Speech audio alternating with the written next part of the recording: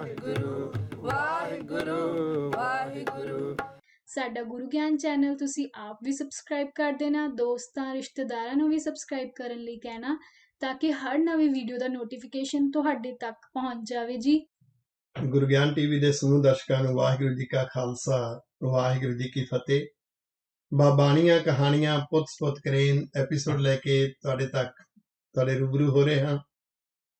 ਹਰ ਹਫ਼ਤੇ ਸਾਡੇ ਬੱਚਿਆਂ ਦੇ ਲਈ, ਸਾਡੇ ਟੀਨੇਜਰਸ ਦੇ ਲਈ, ਸਾਡੇ ਸਿੱਖ ਯੂਥ ਦੇ ਲਈ, ਉਹਨਾਂ ਦੇ ਮਨਾਂ ਅੰਦਰ ਗੁਰੂ ਵਿਰਸੇ ਦਾ ਪਿਆਰ ਸਿੰਜਣ ਵਾਸਤੇ, ਉਹਨਾਂ ਦੇ ਅੰਦਰ ਗੁਰਮਤਿ ਗੁਰਸਿੱਖੀ ਦਾ ਚਾਅ, ਉਹਨਾਂ ਦੇ ਸੰਸਕਾਰਾਂ ਦੇ ਵਿੱਚ ਬੀਜਣ ਵਾਸਤੇ ਅਸੀਂ ਵੱਖ-ਵੱਖ ਐਪੀਸੋਡ ਲੈ ਕੇ ਤੁਹਾਡੇ ਤੱਕ ਪਹੁੰਚਦੇ ਹਾਂ। ਇਸ ਐਪੀਸੋਡ ਦੇ ਵਿੱਚ ਪਿਆਰੇ ਵੀਰ ਹਰਜੋਤ ਸਿੰਘ ਜੀ, ਇੰਜੀਨੀਅਰ ਹਰਜੋਤ ਸਿੰਘ, ਹਰ ਵਾਰ ਇੱਕ ਨਵੀਂ ਸਾਖੀ ਲੈ ਕੇ ਤੁਹਾਡੇ ਰੂਬਰੂ ਹੁੰਦੇ ਨੇ। ਦਰਸ਼ਕ ਬਹੁਤ ਪਸੰਦ ਕਰ ਰਹੇ ਨੇ, ਸਾਡੇ ਬੱਚੇ ਕਾਪੀ ਪੈਨ ਲੈ ਕੇ ਬੈਠਦੇ ਨੇ। ਸ਼ੁਕਰ ਵਾਹਿਗੁਰੂ ਸੱਚੇ ਪਾਤਸ਼ਾਹ ਜੀ ਦਾ। ਆਓ ਅੱਜ ਉਹਨਾਂ ਤੋਂ ਇੱਕ ਹੋਰ ਨਵੀਂ ਸਾਖੀ ਸਰਵਣ ਕਰੀਏ। ਵੀਰ ਹਰਜੋਤ ਸਿੰਘ ਜੀਓ, ਵਾਹਿਗੁਰੂ ਜੀ ਕਾ ਖਾਲਸਾ ਵਾਹਿਗੁਰੂ ਜੀ ਕੀ ਫਤਿਹ ਜੀ। ਵਾਹਿਗੁਰੂ ਜੀ ਕਾ ਖਾਲਸਾ ਵਾਹਿਗੁਰੂ ਜੀ ਕੀ ਫਤਿਹ। ਬਾਣੀਆਂ ਕਹਾਣੀਆਂ ਪੁੱਤ ਕਰੇਨ ਪ੍ਰੋਗਰਾਮ ਦੇ ਵਿੱਚ ਤੁਹਾਨੂੰ ਜੀ ਆਇਆਂ ਨੂੰ। ਤੁਸੀਂ ਪਿਛਲੇ ਹਫ਼ਤੇ ਭਾਈ ਭੂਮੀਆਂ ਦੀ ਸਾਖੀ ਜੋ ਸੁਣਾਈ, ਦਰਸ਼ਕਾਂ ਨੇ ਬਹੁਤ ਪਸੰਦ ਕੀਤਾ। ਸ਼ੁਕਰ ਵਾਹਿਗੁਰੂ ਜੀ ਦਾ। ਜਦੋਂ ਦਰਸ਼ਕ ਪਸੰਦ ਕਰਦੇ ਨੇ, ਇਹਦਾ ਮਤਲਬ ਸਾਡੀ ਕੀਤੀ ਹੋਈ ਸੇਵਾ ਗੁਰੂ ਪਾਤਸ਼ਾਹ ਪ੍ਰਵਾਨ ਕਰ ਰਹੇ ਨੇ। ਵਿਸ਼ੇਸ਼ ਤੌਰ ਤੇ ਜਦੋਂ ਬੱਚੇ ਪਸੰਦ ਕਰਨ, ਸਮਝ ਲਿਓ ਸਾਡੀ ਇਹ ਸੇਵਾ ਸਤਿਗੁਰ ਸੱਚੇ ਪਾਤਸ਼ਾਹ ਦੇ ਦਰ ਪ੍ਰਵਾਨ ਹੋ ਜਾਂਦੀ ਹੈ। ਜਦੋਂ ਕਿਤੇ ਬੱਚਿਆਂ ਦੇ ਮਨਾਂ ਅੰਦਰ ਉਕਰਿਆ ਜਾਵੇ, ਸਮਝ ਲਓ ਸਾਡੀਆਂ ਜ਼ਿੰਮੇਵਾਰੀਆਂ ਪੂਰੀਆਂ ਹੋ ਰਹੀਆਂ ਨੇ। ਸ਼ੁਕਰ ਵਾਹਿਗੁਰੂ ਸੱਚੇ ਪਾਤਸ਼ਾਹ ਜੀ ਦਾ। ਅੱਜ ਸਮਾਂ ਮੰਗ ਕਰਦਾ ਹੈ ਕਿ ਸਾਡੀ ਆਉਣ ਵਾਲੀ ਪੀੜ੍ਹੀ ਨੂੰ ਜਿਤਨਾ ਅਸੀਂ ਸਿੱਖੀ ਵਿਰਸੇ ਦਾ ਜਿਹੜਾ ਗਿਆਨ ਵੰਡਾਂਗੇ, ਉਹਨਾਂ ਅੰਦਰ ਗੁਰਬਾਣੀ, ਗੁਰਮਤਿ, ਗੁਰਸਿੱਖੀ ਦਾ ਚਾਅ ਜਾਗੇਗਾ, ਉਤਨਾ ਕੌਮ ਦੀ ਚੜ੍ਹਦੀ ਕਲਾ ਹੋਏਗੀ। ਤੁਹਾਡੀ ਸੇਵਾ ਸਫਲ ਹੋ ਰਹੀ ਹੈ।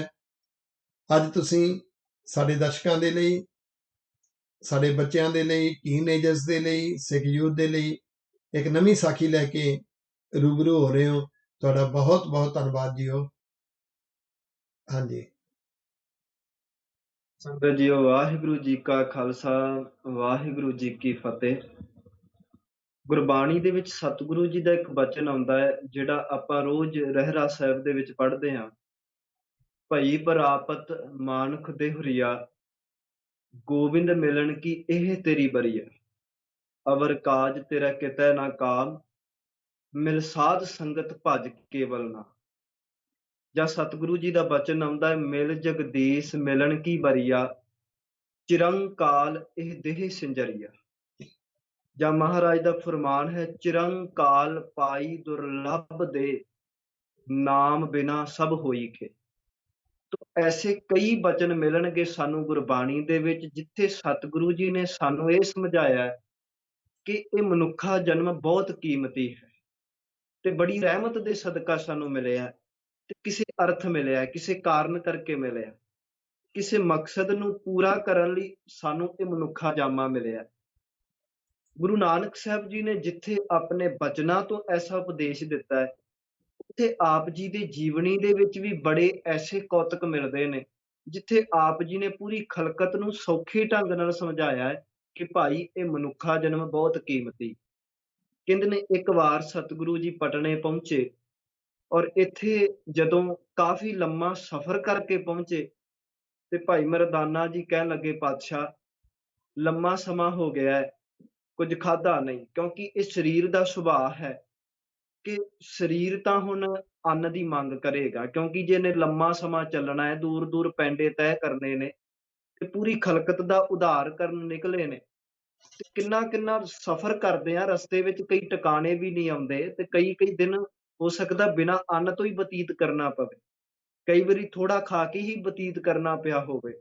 ਤੋ ਸਰੀਰ ਦਾ ਸੁਭਾਅ ਹੈ, ਇਹਨੂੰ ਭੁੱਖ ਤਾਂ ਲੱਗੇਗੀ। ਤੇ ਭਾਈ ਮਰਦਾਨਾ ਕਹਿਣ ਲੱਗਾ, ਪਾਤਸ਼ਾਹ ਹੁਣ ਕਿਸੇ ਨਗਰ ਪਹੁੰਚੇ ਆ, ਕਿਉਂ ਨਾ ਇੱਥੋਂ ਭੋਜਨ ਹੀ ਛਕ ਲਈਏ। ਇੱਕ ਤਾਂ ਚਲੋ ਇਹ ਪੱਖ ਲੈ ਲੈਂਦੇ ਆ ਵੀ ਸਰੀਰ ਦਾ ਸੁਭਾਅ ਔਰ ਭੁੱਖ ਲੱਗ ਗਈ, ਕਈ ਵਿਦਵਾਨਾਂ ਨੇ ਇਹ ਵੀ ਜ਼ਿਕਰ ਕੀਤਾ ਹੈ ਵੀ ਗੁਰੂ ਨਾਨਕ ਸਾਹਿਬ ਕੋਈ ਵੀ ਚੀਜ਼ ਸਮਝਾਉਣ ਲਈ ਨਾ ਇੱਕ ਪ੍ਰੈਕਟੀਕਲ ਸੀਨ ਰਚਦੇ ਨੇ, ਔਰ ਭਾਈ ਮਰਦਾਨਾ ਜੀ ਉਹਦੇ ਵਿੱਚ ਇੱਕ ਬਹੁਤ ਵਧੀਆ ਰੋਲ ਪਲੇ ਕਰਦੇ ਨੇ। ਕਿਉਂਕਿ ਭਾਈ ਮਰਦਾਨਾ ਜੀ ਆਪ ਰੋਲ ਪਲੇ ਕਰਕੇ ਇੱਕ ਐਸਾ ਸੀਨ ਸਿਰਜਦੇ ਨੇ ਕਿ ਉਸ ਤੋਂ ਬਾਅਦ ਗੁਰੂ ਨਾਨਕ ਸਾਹਿਬ ਜੀ ਉਸੇ ਸੀਨ ਤੋਂ ਪੂਰੀ ਖਲਕਤ ਨੂੰ ਉਪਦੇਸ਼ ਦਿੰਦੇ ਨੇ। ਇਸ ਤਰ੍ਹਾਂ ਵੀ ਆਪਾਂ ਸਮਝ ਸਕਦੇ ਹਾਂ ਕਿ ਕੁਝ ਇਸ ਤਰ੍ਹਾਂ ਵੀ ਇੱਥੇ ਹੋਇਆ। ਭਾਈ ਮਰਦਾਨਾ ਕਹਿਣ ਲੱਗਾ, ਪਾਤਸ਼ਾਹ ਨਗਰ ਜਾ ਕੇ ਕੁਝ ਭੋਜਨ ਲੈ ਆਈਏ। ਤੇ ਸਤਿਗੁਰੂ ਜੀ ਕਹਿੰਦੇ, ਠੀਕ ਆ ਭਾਈ, ਨਗਰ ਜਾ ਕੇ ਭੋਜਨ ਲੈ ਆਓ। ਤੇ ਮਰਦਾਨਾ ਜੀ ਕਹਿਣ ਲੱਗੇ, ਪਾਤਸ਼ਾਹ ਭੋਜਨ ਤਾਂ ਲੈ ਆਵਾਂ, ਪਰ ਭੋਜਨ ਕੋਈ ਪੈਸੇ ਨਾਲ ਮਿਲੇਗਾ, ਕਿਸੇ ਧਨ ਨਾਲ ਮਿਲੇਗਾ? ਉਹ ਹੈ ਨਹੀਂ। ਤੇ ਗੁਰੂ ਨਾਨਕ ਸਾਹਿਬ ਜੀ ਨੇ ਕੱਪੜੇ ਦੀ ਨੁੱਕਰ ਖੋਲੀ, ਇੱਕ ਹੀਰਾ, ਇੱਕ ਲਾਲ ਉਸ ਭਾਈ ਮਰਦਾਨੇ ਜੀ ਨੂੰ ਪਕੜਾਇਆ। ਇਤਿਹਾਸ ਦੇ ਵਿੱਚ ਜ਼ਿਕਰ ਆਉਂਦਾ ਹੈ। ਭਾਈ ਮਰਦਾਨਾ ਜੀ ਨੇ ਉਹ ਹੀਰਾ ਪਕੜਿਆ ਤੇ ਗੁਰੂ ਸਾਹਿਬ ਕਹਿਣ ਲੱਗੇ, ਮਰਦਾਨਾ ਜੀ ਨਗਰ ਵਿੱਚ ਜਾਓ, ਦੁਕਾਨਾਂ ਤੇ ਜਾਓ ਤੇ ਪਤਾ ਕਰੋ ਵੀ ਇਸ ਹੀਰੇ ਦੀ ਕੀ ਕੀਮਤ ਦਿੰਦੇ ਨੇ ਲੋਕ, ਕੀ ਕੀਮਤ ਦੱਸਦੇ ਨੇ ਲੋਕ। ਤੋ ਇਸ ਤਰ੍ਹਾਂ ਗੁਰੂ ਨਾਨਕ ਸਾਹਿਬ ਦਾ ਹੁਕਮ ਪਾ ਕੇ ਭਾਈ ਮਰਦਾਨਾ ਜੀ ਇਸ ਹੀਰੇ ਨੂੰ ਲੈ ਕੇ ਨਗਰ ਦੇ ਵਿੱਚ ਪ੍ਰਵੇਸ਼ ਕਰਦੇ ਨੇ। ਨਗਰ 'ਚ ਪਹੁੰਚੇ, ਇੱਕ ਦੁਕਾਨ ਦੇ ਵਿੱਚ ਐਂਟਰ ਕੀਤਾ। ਦੁਕਾਨ ਦੇ ਵਿੱਚ ਐਂਟਰ ਕਰਨ ਤੋਂ ਬਾਅਦ ਉਸ ਦੁਕਾਨਦਾਰ ਨੂੰ ਪੁੱਛਦੇ ਨੇ ਕਿ ਭਾਈ ਇਹ ਹੀਰਾ ਹੈ, ਗੁਰੂ ਨਾਨਕ ਸਾਹਿਬ ਜੀ ਦੇ ਹੁਕਮ ਨਾਲ ਮੈਂ ਇੱਥੇ ਆਇਆ ਹੈ, ਤੇ ਕਿਰਪਾ ਕਰਕੇ ਮੈਨੂੰ ਦੱਸੋ ਵੀ ਤੁਹਾਡੇ ਅਨੁਸਾਰ ਇਸ ਹੀਰੇ ਦੀ ਕੀ ਕੀਮਤ ਹੈ। ਦੁਕਾਨਦਾਰ ਨੇ ਦੇਖਿਆ ਤੇ ਜਿੰਨੀ ਕੁ ਉਹਦੀ ਮੱਤ ਸੀ, ਜਿੰਨਾ ਕੁ ਉਹਨੂੰ ਸਮਝ ਸੀ, ਜਿੰਨਾ ਕੁ ਤਜਰਬਾ ਸੀ, ਉਹਦੇ ਅਨੁਸਾਰ ਉਹਨੇ ਕਹਿ ਦਿੱਤਾ ਕਿ ਭਾਈ ਇਸ ਹੀਰੇ ਦੀ ਕੀਮਤ, ਇਸ ਲਾਲ ਦੀ ਕੀਮਤ ਚੰਦ ਰੁਪਏ ਹੈ। ਉਹਨੇ ਕੁਝ ਰੁਪਏ ਦੱਸਿਆ। ਭਾਈ ਮਰਦਾਨਾ ਜੀ ਸੰਤੁਸ਼ਟ ਨਾ ਹੋਏ, ਉਹ ਹੀਰਾ ਲੈ ਕੇ ਫਿਰ ਅਗਲੀ ਦੁਕਾਨ ਤੇ ਚਲੇ ਗਏ। ਅਗਲੀ ਦੁਕਾਨ ਤੇ ਪਹੁੰਚੇ, ਉਹੀ ਸਵਾਲ ਰਿਪੀਟ ਕੀਤਾ ਕਿ ਭਾਈ ਇਸ ਹੀਰੇ ਦੀ ਕੀਮਤ ਤੁਸੀਂ ਕੀ ਦੇਵੋਗੇ? ਦੁਕਾਨਦਾਰ ਕਹਿਣ ਲੱਗਾ ਵੀ ਇਸ ਹੀਰੇ ਦੀ ਕੀਮਤ ਕੁਝ ਰੁਪਏ ਹੈ। ਉਹਨੇ ਵੀ ਕੁਝ ਰੁਪਏ ਦੱਸਿਆ। ਅਗਲੀ ਦੁਕਾਨ ਤੇ ਗਏ, ਉੱਥੇ ਵੀ ਬਸ ਕੁਝ ਪੈਸੇ, ਕੁਝ ਰੁਪਏ ਇਹਦੀ ਕੀਮਤ ਮਿਲੀ। ਸਾਰੇ ਇਤਿਹਾਸਕਾਰਾਂ ਨੇ ਆਪੋ ਆਪਣੇ ਪੈਰਾਮੀਟਰਸ ਨਾਲ ਦੱਸਿਆ ਵੀ ਕੁਝ ਤੋਲੇ ਤਾਂਬਾ ਦੱਸ ਦਿੱਤਾ, ਚਲੋ ਆਪਾਂ ਸੌਖਾ ਸਮਝਣ ਲਈ ਕਹਿ ਦਿੰਦੇ ਆ ਵੀ ਕੁਝ ਰੁਪਏ ਦੱਸਿਆ। ਇਸ ਤਰ੍ਹਾਂ ਜਿਹੜੀ ਵੀ ਦੁਕਾਨ ਤੇ ਗਏ, ਹਰ ਕਿਸੇ ਨੇ ਉਸ ਹੀਰੇ ਦੀ ਕੀਮਤ ਚੰਦ ਰੁਪਏ ਦੱਸਿਆ। ਭਾਈ ਮਰਦਾਨਾ ਸੰਤੁਸ਼ਟ ਨਾ ਹੋਇਆ, ਆਖਰ ਇੱਕ ਜੌਹਰੀ ਦੀ ਦੁਕਾਨ ਤੇ ਪਹੁੰਚੇ ਤੇ ਇੱਥੇ ਬੜਾ ਇੱਕ ਸੁਲਝਿਆ ਹੋਇਆ ਜੌਹਰੀ ਰਹਿੰਦਾ ਸੀ। ਨਾਮ ਇਤਿਹਾਸ ਨੇ ਸਾਲਸਰਾਏ ਦੱਸਿਆ। ਇਸ ਸਾਲਸਰਾਏ ਜੌਹਰੀ ਕੋਲ ਪਹੁੰਚੇ, ਭਾਈ ਮਰਦਾਨਾ ਨੇ ਉਹੀ ਸਵਾਲ ਰਿਪੀਟ ਕੀਤਾ ਕਿ ਜੌਹਰੀ ਜੀ ਕਿਰਪਾ ਕਰਕੇ ਦੱਸੋ ਕਿ ਤੁਸੀਂ ਇਸ ਹੀਰੇ ਦੀ ਕੀਮਤ ਕੀ ਦੇਵੋਗੇ? ਸਾਲਸਰਾਏ ਜੌਹਰੀ ਨੇ ਬੜੇ ਧਿਆਨ ਨਾਲ ਤੱਕਿਆ ਤੇ ਕਹਿਣ ਲੱਗਾ, ਪੁਰਸ਼ਾ ਇਸ ਹੀਰੇ ਦੀ ਕੀਮਤ ਤਾਂ ਛੱਡੋ, ਮੈਂ ਤਾਂ ਇਸ ਹੀਰੇ ਨੂੰ ਦੇਖਣ ਦਾ ਹੀ ਬਹੁਤ ਧਨ ਦੇ ਸਕਦਾ। ਇਹਦੀ ਕੀਮਤ ਇੰਨੀ ਏ ਕਿ ਇਹਨੂੰ ਦੇਖਣ ਦਾ ਹੀ ਮੈਂ ਇੰਨਾ ਧਨ ਦੇ ਸਕਦਾ ਕਿ ਜਿਹਨੂੰ ਗਿਣਿਆ ਨਹੀਂ ਜਾ ਸਕਦਾ। ਭਾਈ ਮਰਦਾਨਾ ਕਹਿਣ ਲੱਗਾ, ਤੁਸੀਂ ਬੜੀ ਸੋਹਣੀ ਕੀਮਤ ਦਿੱਤੀ ਏ, ਪਰ ਮੈਂ ਪਹਿਲਾਂ ਆਪਣੇ ਮੁਰਸ਼ਦ, ਆਪਣੇ ਸਤਿਗੁਰੂ ਤੋਂ ਸਲਾਹ ਲੈ ਆਵਾਂ। ਇਸ ਤਰ੍ਹਾਂ ਉਹ ਹੀਰਾ ਲੈ ਕੇ ਵਾਪਸ ਗੁਰੂ ਨਾਨਕ ਸਾਹਿਬ ਕੋਲ ਪਹੁੰਚੇ ਤੇ ਕਹਿਣ ਲੱਗੇ, ਪਾਤਸ਼ਾਹ ਮੈਂ ਨਗਰ ਦੇ ਵਿੱਚ ਗਿਆ, ਬੜੀਆਂ ਦੁਕਾਨ ਵਾਲਿਆਂ ਤੋਂ ਪੁੱਛਿਆ, ਦੁਕਾਨਦਾਰਾਂ ਤੋਂ ਪੁੱਛਿਆ, ਔਰ ਜਿਹਨੂੰ ਵੀ ਮੈਂ ਇਹ ਪੁੱਛਿਆ ਵੀ ਇਸ ਹੀਰੇ ਦੀ ਕੀਮਤ ਦੱਸੋ, ਕਿਸੇ ਨੇ ਕੁਝ ਰੁਪਏ, ਕਿਸੇ ਨੇ ਚੰਦ ਰੁਪਏ ਦੱਸਿਆ। ਪਰ ਸਤਿਗੁਰੂ ਬਸ ਕੇਵਲ ਪੂਰੇ ਨਗਰ ਦੇ ਵਿੱਚ ਇੱਕ ਜੌਹਰੀ ਹੀ ਮਿਲਿਆ ਜਿਹਨੇ ਮੈਨੂੰ ਇਹ ਕਿਹਾ ਵੀ ਇਹ ਹੀਰਾ ਤਾਂ ਬੇਸ਼ੁਮਾਰ ਹੈ, ਬੇਸ਼ਕੀਮਤੀ ਹੈ, ਇਹਦੀ ਕੀਮਤ ਹੀ ਬਹੁਤ ਹੈ। ਸਤਿਗੁਰੂ ਸਿਰਫ ਇੱਕ ਜੌਹਰੀ ਮਿਲਿਆ ਜਿਹਨੇ ਇਸ ਹੀਰੇ ਦੀ ਸਹੀ ਕੀਮਤ ਦੱਸੀ। ਸਤਿਗੁਰੂ ਜੀ ਕਹਿਣ ਲੱਗੇ, ਮਰਦਾਨਿਆ ਚਲੋ ਧਨ ਦੀ ਆਪਾਂ ਨੂੰ ਬਹੁਤੀ ਲੋੜ ਨਹੀਂ, ਪਰ ਇੱਥੋਂ ਪੂਰੀ ਦੁਨੀਆ ਨੂੰ ਇੱਕ ਗੱਲ ਸਮਝ ਲੈਣੀ ਚਾਹੀਦੀ ਆ ਕਿ ਜਿਵੇਂ ਹੀਰੇ ਦੀ ਕੀਮਤ ਹਰ ਕੋਈ ਨਹੀਂ ਜਾਣ ਸਕਿਆ, ਕਿਸੇ ਨੇ ਇਸ ਹੀਰੇ ਦੀ ਕੀਮਤ ਕੁਝ ਦੱਸਿਆ, ਕਿਸੇ ਨੇ ਕੁਝ ਦੱਸਿਆ, ਪਰ ਕੋਈ ਵਿਰਲਾ ਹੀ ਸੀ ਜਿਹੜਾ ਇਸ ਹੀਰੇ ਦੀ ਸਹੀ ਕੀਮਤ ਸਮਝ ਸਕਿਆ। ਇਸੇ ਤਰ੍ਹਾਂ ਇਹ ਸਾਡਾ ਮਨੁੱਖਾ ਜਨਮ ਵੀ ਹੀਰੇ ਦੀ ਤਰ੍ਹਾਂ ਬਹੁਤ ਕੀਮਤੀ ਹੈ, ਇਹਦੀ ਕੋਈ ਕੀਮਤ ਨਹੀਂ, ਬੜਾ ਅਣਮੁੱਲਾ ਹੈ, ਪਰ ਸਾਰੇ ਇਹਦੀ ਕੀਮਤ ਨਹੀਂ ਜਾਣ ਸਕਦੇ। ਕੋਈ ਇਸ ਹੀਰੇ, ਇਸ ਮਨੁੱਖਾ ਜਨਮ ਦੀ ਕੀਮਤ ਧਨ ਸਮਝਦਾ ਹੈ, ਦੌਲਤ ਸਮਝਦਾ ਹੈ, ਸੋਭਾ ਸਮਝਦਾ ਹੈ। ਕੋਈ ਇਹ ਸਮਝਦਾ ਹੈ ਕਿ ਧਨ ਇਕੱਠਾ ਕਰ ਲੈਣਾ, ਮਹੱਲ ਬਣਾ ਲੈਣੇ, ਸੋਹਣੇ ਘਰ ਬਣਾ ਲੈਣੇ, ਸੋਭਾ ਖੱਟ ਲੈਣੀ, ਬਸ ਇਹੀ ਇਸ ਜਨਮ ਦੀ ਕੀਮਤ ਹੈ, ਬਸ ਇਹੀ ਜਨਮ ਚੋਂ ਖੱਟਣਾ ਹੈ, ਬਸ ਇਹਨੂੰ ਹੀ ਸਭ ਕੁਝ ਸਮਝ ਲੈਂਦੇ ਨੇ। ਪਰ ਇਸ ਦੁਨੀਆ ਦੇ ਵਿੱਚ ਕੋਈ ਵਿਰਲਾ ਹੀ ਹੁੰਦਾ ਹੈ ਜਿਹੜਾ ਇਸ ਮਨੁੱਖਾ ਜਨਮ ਦੀ ਸਹੀ ਕੀਮਤ ਸਮਝਦਾ ਹੈ, ਔਰ ਬੋਲ ਕੇ ਕਹਿੰਦਾ ਹੈ, ਅਵਰ ਕਾਜ ਤੇਰਾ ਕਿਤੇ ਨਾ ਕਾਮ, ਮਿਲ ਸਾਧ ਸੰਗਤ ਭਜ ਕੇਵਲ ਨਾਮ। ਜਿਹੜਾ ਸਹੀ ਢੰਗ ਨਾਲ ਸਮਝਦਾ ਹੈ ਕਿ ਭਾਈ ਇਹ ਮਨੁੱਖਾ ਜਨਮ ਲੈ ਕੇ ਕਿਰਤ ਕਰਦੇ ਆ, ਅਸੀਂ ਪਰਮਾਤਮਾ ਦੇ ਗੁਣਾਂ ਵਿੱਚ ਅਭੇਦ ਹੋਣਾ ਹੈ ਔਰ ਇਹ ਸਹੀ ਕੀਮਤ ਹੈ ਇਸ ਜਨਮ ਦੀ। ਤੋ ਸਤਿਗੁਰੂ ਜੀ ਨੇ ਇਸ ਕੌਤਕ ਦੇ ਰਾਹੀਂ ਪੂਰੀ ਖਲਕਤ ਨੂੰ ਸਮਝਾ ਦਿੱਤਾ ਕਿ ਭਾਈ ਮਨੁੱਖਾ ਜਨਮ ਸਾਰਿਆਂ ਨੂੰ ਮਿਲਦਾ ਹੈ, ਪਰ ਕੋਈ ਧਨ ਇਕੱਠਾ ਕਰਦਿਆਂ ਬਤੀਤ ਕਰ ਦਿੰਦਾ, ਗਵਾ ਦਿੰਦਾ ਹੈ, ਕੋਈ ਨਸ਼ੇ ਵਿੱਚ ਲੱਗਦਾ ਹੈ, ਕੋਈ ਔਗਣ ਇਕੱਠੇ ਕਰਦਾ ਹੈ ਔਰ ਇਸ ਜਨਮ ਦੀ ਸਹੀ ਕੀਮਤ ਨਹੀਂ ਸਮਝਦਾ। ਪਰ ਕੋਈ ਵਿਰਲੇ ਜਨ ਹੁੰਦੇ ਨੇ ਜਿਹੜੇ ਸਹੀ ਕਿਰਤ ਕਰਦੇ ਆ, ਧਨ ਉਹ ਵੀ ਇਕੱਠਾ ਕਰਦੇ ਨੇ ਪਰ ਕਮਾਈ ਕਰਦੇ ਆ ਪਰਮਾਤਮਾ ਦੀ ਯਾਦ ਵਿੱਚ ਜੁੜ ਕੇ ਇਸ ਮਨੁੱਖਾ ਜਨਮ ਨੂੰ ਸਫਲ ਕਰਦੇ ਨੇ। ਇੱਕ ਛੋਟੀ ਜਿਹੀ ਘਟਨਾ ਮੈਂ ਹੋਰ ਸਾਂਝੀ ਕਰਨੀ ਚਾਹੁੰਦਾ, ਇਹ ਸਮਝਣ ਲਈ ਕਿ ਮਨੁੱਖਾ ਜਨਮ ਬਹੁਤ ਕੀਮਤੀ ਹੈ, ਪਰ ਇਹ ਮਨੁੱਖਾ ਜਨਮ ਦੀ ਵੀ ਕਦਰ ਤਾਂ ਪਏਗੀ ਜੇ ਅਸੀਂ ਸਤ ਸੰਗਤ ਵਿੱਚ ਗੁਜ਼ਾਰ ਰਹੇ ਹਾਂ, ਇਹਨੂੰ ਸਹੀ ਅਰਥ ਲਾ ਰਹੇ ਹਾਂ। ਕਿਉਂਕਿ ਗੁਰੂ ਨਾਨਕ ਸਾਹਿਬ ਦੇ ਮੁਤਾਬਕ ਜੇ ਕੋਈ ਮਨੁੱਖਾ ਜਨਮ ਲੈ ਕੇ ਗਲਤ ਪਾਸੇ ਬਤੀਤ ਕਰ ਰਿਹਾ, ਸਤ ਸੰਗਤ ਨਹੀਂ ਕਰ ਰਿਹਾ, ਤੇ ਮਹਾਰਾਜ ਨੇ ਉਸ ਸਮੇਂ ਨੂੰ ਸਹੀ ਜ਼ਿੰਦਗੀ ਮੰਨਿਆ ਹੀ ਨਹੀਂ। ਭਾਈ ਮਰਦਾਨਾ ਜੀ ਔਰ ਗੁਰੂ ਨਾਨਕ ਸਾਹਿਬ ਇੱਕ ਨਗਰ ਪਹੁੰਚੇ ਔਰ ਜਾਂਦਿਆਂ ਹੀ ਆਪ ਜੀ ਨੇ ਟਿਕਾਣਾ, ਇੱਕ ਜਿਹਨੂੰ ਆਪਾਂ ਕਹਿ ਦਿੰਨੇ ਆ, ਆਪਾਂ ਮਸਾਨ ਕਹਿ ਦਿੰਨੇ ਆ, ਜਾਂ ਕਹਿ ਦਈਏ ਵੀ ਜਿੱਥੇ ਬਹੁਤ ਸਾਰੀਆਂ ਕਬਰਾਂ ਸੀ, ਇੱਕ ਕਬਰਸਤਾਨ ਦੇ ਵਿੱਚ ਕਰਦੇ ਨੇ।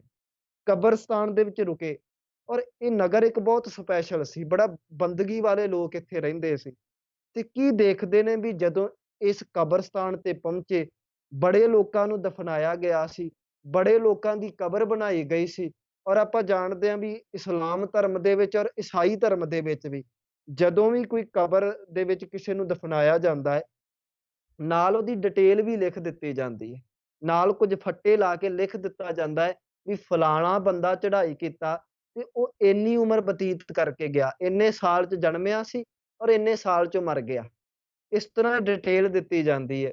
ਇੱਥੇ ਵੀ ਪਹੁੰਚੇ, ਇੱਥੇ ਵੀ ਡਿਟੇਲ ਦਿੱਤੀ ਗਈ ਸੀ।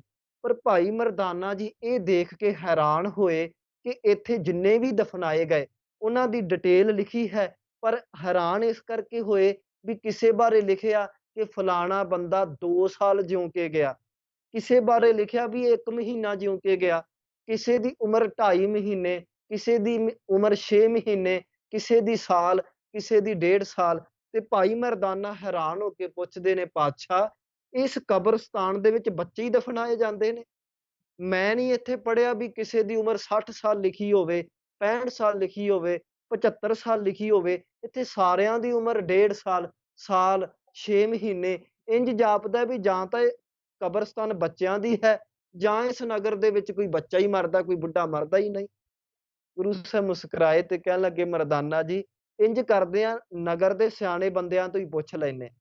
ਨਗਰ ਦੇ ਵਿੱਚ ਪ੍ਰਵੇਸ਼ ਕੀਤਾ, ਕੁਝ ਸਿਆਣੇ ਬੰਦੇ ਬੈਠੇ ਸਨ ਔਰ ਉਹਨਾਂ ਸਿਆਣਿਆਂ ਬੰਦਿਆਂ ਨੂੰ ਭਾਈ ਮਰਦਾਨਾ ਜੀ ਪੁੱਛਦੇ ਨੇ ਕਿ ਭਾਈ ਅਸੀਂ ਮੁਸਾਫਰ ਹਾਂ, ਤੁਹਾਡੇ ਕਬਰਸਤਾਨ ਦੇ ਵਿੱਚੋਂ ਆਏ ਹਾਂ, ਪਰ ਇਹ ਦੇਖਿਆ ਕਿ ਜਿੰਨਿਆਂ ਨੂੰ ਵੀ ਤੁਸੀਂ ਦਫਨਾਇਆ, ਕਿਸੇ ਦੀ ਉਮਰ 2 ਸਾਲ, 1.5 ਸਾਲ, 6 ਮਹੀਨੇ, 3 ਮਹੀਨੇ ਲਿਖੀ ਹੈ, ਕਿਸੇ ਦੀ ਉਮਰ ਇੱਥੇ 70 ਸਾਲ ਨਹੀਂ ਹੋਈ, ਇੱਥੇ ਬੱਚਿਆਂ ਨੂੰ ਹੀ ਦਫਨਾਇਆ ਜਾਂਦਾ ਹੈ। ਤਾਂ ਉਹ ਪੁਰਸ਼ ਜਵਾਬ ਦਿੰਦੇ ਨੇ ਵੀ ਭਲਿਆ ਪੁਰਸ਼ਾ ਮੁਸਾਫਰ ਜੀ, ਸਾਡੇ ਨਗਰ ਦੇ ਵਿੱਚ ਬਜ਼ੁਰਗ ਵੀ ਚੜ੍ਹਾਈ ਕਰਦੇ ਨੇ ਔਰ ਉਸ ਕਬਰਸਤਾਨ ਦੇ ਵਿੱਚ 80-80, 100-100 ਸਾਲ ਦੇ ਬੰਦਿਆਂ ਨੂੰ ਵੀ ਦਫਨਾਇਆ ਗਿਆ ਹੈ, ਪਰ ਉੱਥੇ ਉਮਰ 1.5 ਸਾਲ, 2 ਸਾਲ ਲਿਖਣ ਦਾ ਵੀ ਇੱਕ ਕਾਰਨ ਹੈ। ਉਹ ਕਹਿਣ ਲੱਗੇ, ਪਿਛਲੇ ਕੁਝ ਸਮੇਂ ਪਹਿਲਾਂ ਸਾਨੂੰ ਕਿਸੇ ਸਤਿਪੁਰਸ਼ ਦੀ ਸੰਗਤ ਨਸੀਬ ਹੋਈ ਤੇ ਸਾਨੂੰ ਇਹ ਸਮਝ ਲੱਗ ਗਈ ਕਿ ਜਿੰਨਾ ਸਮਾਂ ਸਤ ਸੰਗਤ ਦੇ ਵਿੱਚ ਬਤੀਤ ਕਰਦੇ ਹਾਂ, ਉਹੀ ਸਮਾਂ ਸਾਡੀ ਅਸਲ ਜ਼ਿੰਦਗੀ ਹੈ। ਬਾਕੀ ਦੇ ਸਮੇਂ ਨੂੰ ਅਸੀਂ ਅਸਲ ਜ਼ਿੰਦਗੀ ਨਹੀਂ ਮੰਨਦੇ। ਕਹਿੰਦੇ ਇੱਥੇ 80 ਸਾਲ ਵੀ ਕੋਈ ਜਿਉ ਕੇ ਗਿਆ, ਪਰ 80 ਸਾਲਾਂ ਦੇ ਵਿੱਚੋਂ ਜੇ ਕਿਸੇ ਨੇ 1 ਸਾਲ ਭਲੇ ਕਰਮ ਕਰਦਿਆਂ ਬਤੀਤ ਕੀਤਾ ਹੈ, ਸਤ ਸੰਗਤ ਕਰਦਿਆਂ ਬਤੀਤ ਕੀਤਾ ਹੈ, ਅਸੀਂ ਉਹਦੀ ਜ਼ਿੰਦਗੀ ਨੂੰ ਸਹੀ 1 ਸਾਲ ਹੀ ਮੰਨਿਆ ਹੈ, ਬਾਕੀ ਦੀ ਜ਼ਿੰਦਗੀ ਮਿੱਟੀ ਹੈ, ਉਹਨੂੰ ਅਸੀਂ ਅਸਲ ਜ਼ਿੰਦਗੀ ਮੰਨਿਆ ਹੀ ਨਹੀਂ।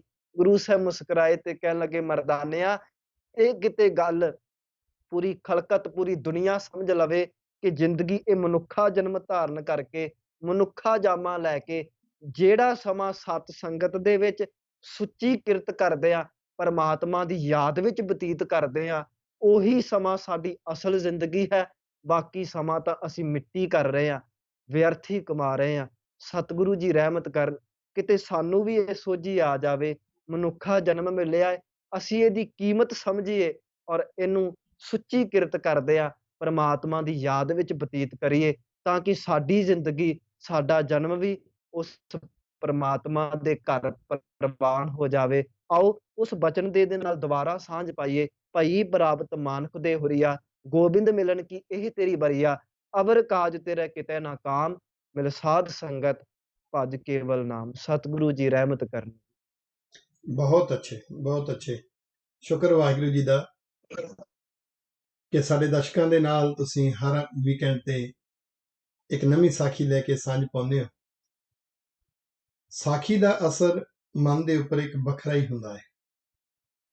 ਜਿਉਂ-ਜਿਉਂ ਸਾਖੀਆਂ ਦੇ ਨਾਲ ਗੁਰੂ ਸਾਹਿਬ ਦੇ ਕੌਤਕ ਯਾਦ ਆਉਂਦੇ ਨੇ, ਗੁਰੂ ਸਾਹਿਬ ਨਾਲ ਪਿਆਰ ਬਣਦਾ ਹੈ ਤੇ ਮਨ ਗੁਰਬਾਣੀ ਪੜ੍ਹਨ ਵਾਲੇ ਪਾਸੇ ਤੁਰਦਾ ਹੈ ਤੇ ਗੁਰਬਾਣੀ ਦੇ ਗਿਆਨ ਦੀਆਂ ਸਿੱਖਿਆਵਾਂ ਦੇ ਵਿੱਚੋਂ ਤਾਂ ਕਮਾਲ ਦੇ ਮੋਤੀ ਮਿਲਦੇ ਨੇ।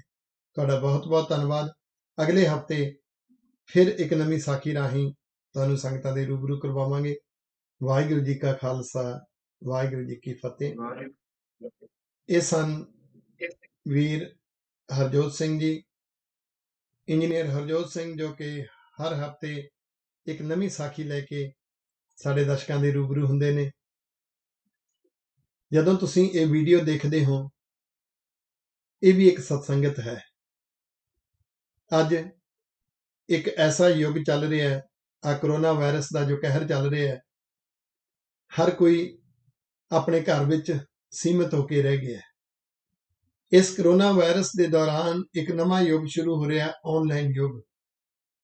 ਅੱਜ ਆਨਲਾਈਨ ਗੁਰਮਤ ਕਲਾਸਿਸ ਲੱਗ ਰਹੀਆਂ ਨੇ, ਅੱਜ ਆਨਲਾਈਨ ਕੈਂਪ ਲੱਗ ਰਹੇ ਨੇ, ਔਰ ਇਸ ਨਵੇਂ ਯੁੱਗ ਦੇ ਵਿੱਚ ਵਿਜ਼ੂਅਲਾਈਜ਼ਡ ਇਹ ਇੱਕ ਨਵਾਂ ਡਿਜੀਟਲ ਯੁੱਗ ਆ ਰਿਹਾ ਹੈ।